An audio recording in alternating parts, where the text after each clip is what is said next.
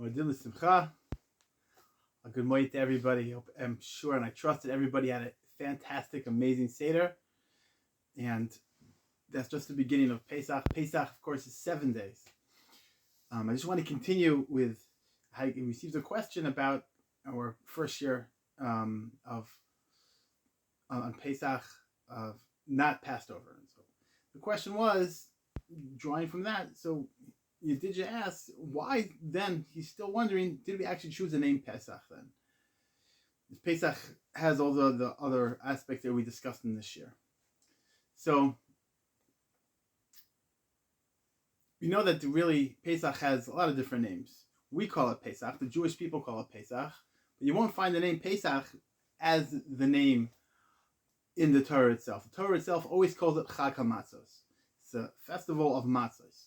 So why does the Torah call it, and Hashem really call it Chag HaMatzos, and why do we call it Chag HaPesach? So the the general answer is that we look at the goodness that Hashem did to us, and we name the holiday after that, and Hashem, Kaviyachal, looks at the goodness that we did to him, and he names this holiday after that.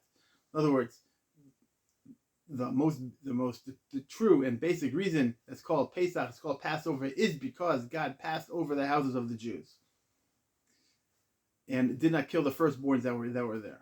That's the most basic reason. That's the correct reason. That's why it's called Pesach. So we're thanking God for that. And what did we do?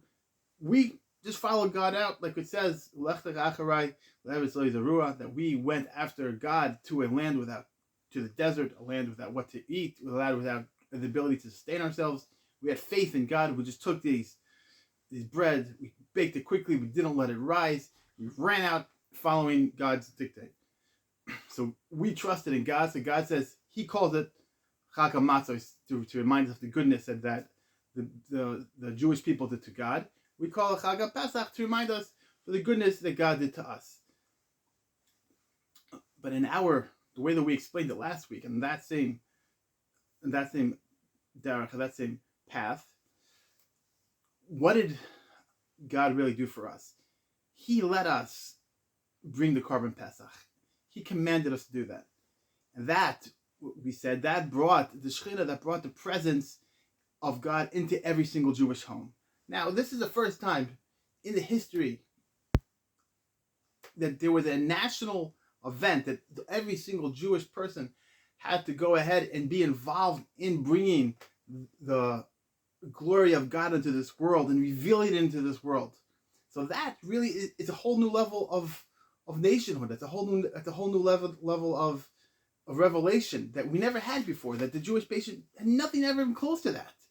That's something that we're celebrating also, besides for the fact that God jumped over us and he didn't kill us. But the most important thing that he did was that he allowed us to bring his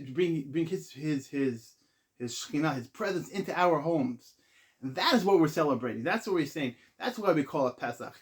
It's true that he jumped over, but he jumped over only because he brought the Korban Pesach. We brought the Paschal lamb, and then we took the blood, like we explained, and we put it on the doorposts.